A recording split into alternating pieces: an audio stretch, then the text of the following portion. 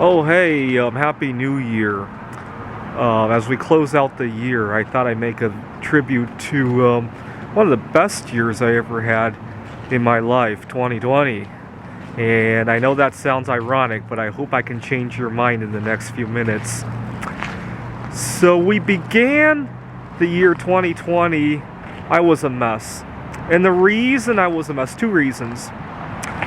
I was planning to propose to my girlfriend this year. At the beginning of the year, I was thinking that on December 21st, when Jupiter and Saturn would come into conjunction, I would take her out to one of my favorite places for viewing, stuff like that, and I would propose to her right there and then. I had it all planned out. And as I thought about that, I panicked because I realized I didn't have much time left to do all the things I wanted as a single guy. I used to love competitive eating. I would eat a lot. I never really competed against anybody, though. I only did it to show off to myself, if you can believe how dumb that was. I might have recorded a couple of YouTube videos of myself doing it. But all of that came to an end when I lost a job over my compulsive eating. I was in the middle of a meeting and had major food cravings, and I lost my mental acuity, if you will, and said a few things that didn't come out right. And so I gave up on my competitive eating expeditions, and instead, at the beginning of the year, I made it a New Year's resolution to normalize my relationship with food. And I needed to do that because I realized that once I got married, it would not go very well. I've had relationships where the girl accused me of cheating because I would be so hung up on eating something that I would be late going to see her. I've had that happen before, obviously. And other times, aside from that one job that I outright lost, other times I've been running late because I insisted on getting something for lunch and I go to the store, it's out, or something happens, and I just can't seem to easily change my mind about that. And so I made it a resolution to normalize my relationship with food. So on Valentine's Day, my girlfriend was away. I think she had a school trip of some sort. And I went to a steakhouse in Redmond, Washington to enjoy my last solo sexual date. And I had a good time. What else did I do last? Oh, I went to see Jumanji: The Next Level, again, as a solo sexual date. And I kind of eased in on the idea of getting married.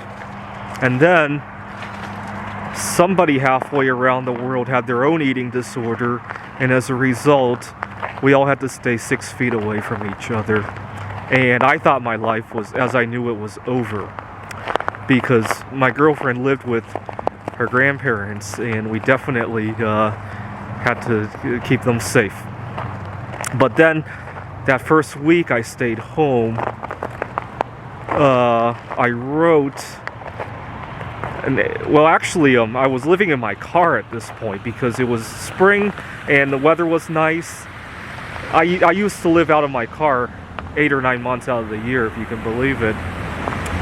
So I checked into a Airbnb that I got a very good deal on because obviously everybody was locking up.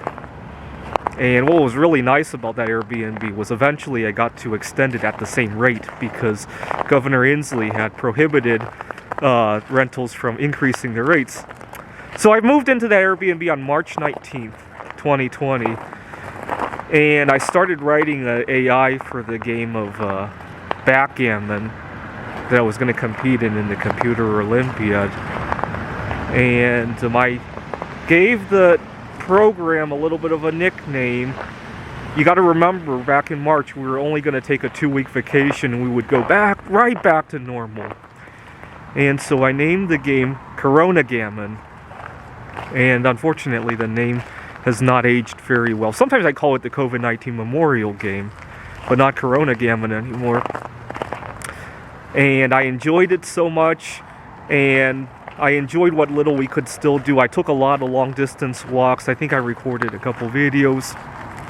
of myself walking along the Kirkland Connector Trail, and I enjoyed it so much that I called off the relationship, and she did too, because she enjoyed her life too. We're still close friends, and I can see her enjoying her newly single life as well. Now, before the pandemic, I used to very rarely eat out at a restaurant, but now that I can't do it, it seems a lot more attractive. So early on, I went to a local restaurant in the Redmond area. You gotta understand, eating out is already pretty tricky for me because I have some allergies. And I went to a Thai restaurant, and I was able to find food that fit well with me, and I befriended some people there as well, and so that was good. I normally don't think very much about going out to a restaurant because I have to think about asking questions and all that. What really bothers me is sometimes when I travel for business, fortunately we're not doing that in 2020 obviously, but sometimes when I travel for business and I have to turn in my expenses, and sometimes it's hard for me to go to a restaurant, especially in another country where there's language barriers. So I go to the grocery store, I get stuff to take back to the hotel room to cook. Better yet, I stay at a hostel so I can actually cook. And people mercilessly make fun of that I stayed at a hostel, number one. Number two, that I had to cook all my stuff.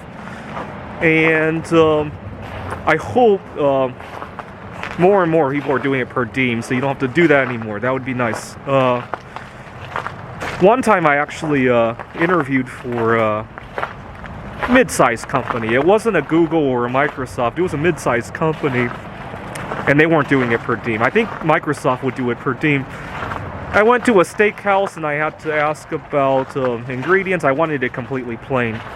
And when I got the receipt, obviously the waiter was trying to make sure nothing would go wrong, so he wrote on there, no MSG, no butter, no whatever.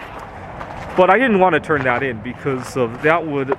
people just see you as a high-maintenance guy. And so I asked the waiter if he could reprint that without all those notations. He couldn't re-enter that without another order, but there was another table who had ordered something very similar price, and so he gave me that receipt instead. And that's the kind of reason why I really despise going out to a restaurant. It's just a lot more headache than it's worth, but you got to remember, back in March or April, I was lonely, and I actually didn't mind having those conversations. So it's all a matter of... It all depends on the context, right? Which is why it's kind of awkward when I see people say that that this was a terrible year or something like that. It was terrible in some senses, but it was great in other senses. Anyways, and then I moved out to the Rockies because people are much more accepting of stuff like that here. It's much easier to go to a restaurant here and explain all those limitations.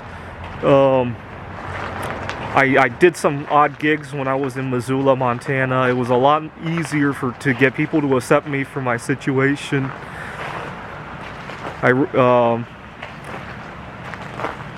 One of my favorite moments this year was when I went to the Chaz protest.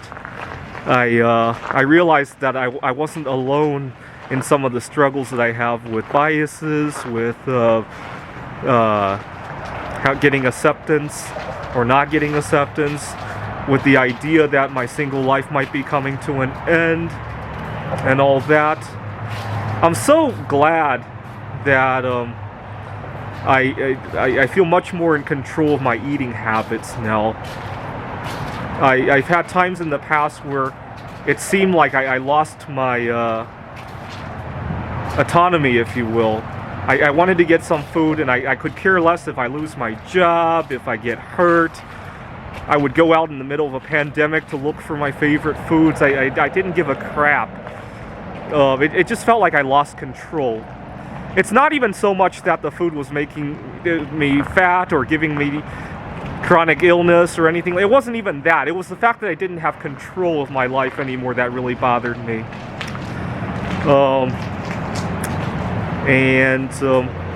what I really love is that when I turn on my Facebook, I don't see a dozen people going on vacation. That used to bother me a lot. I'm going to have to think about how I'm going to handle that after COVID-19. Hopefully it won't bother me so much now that I've gone a year and realized that there's a lot more to life. Well, actually, there's a lot more ways to go on vacation without getting on a train or a plane, right? Vacation is more of a state of mind. Or writing a backgammon program can be a vacation, right? I voted this year. I didn't vote back in 2016. I can't remember why, but I got hung up with something else. Maybe even a food addiction kind of problem, right? I used to have major problems with that.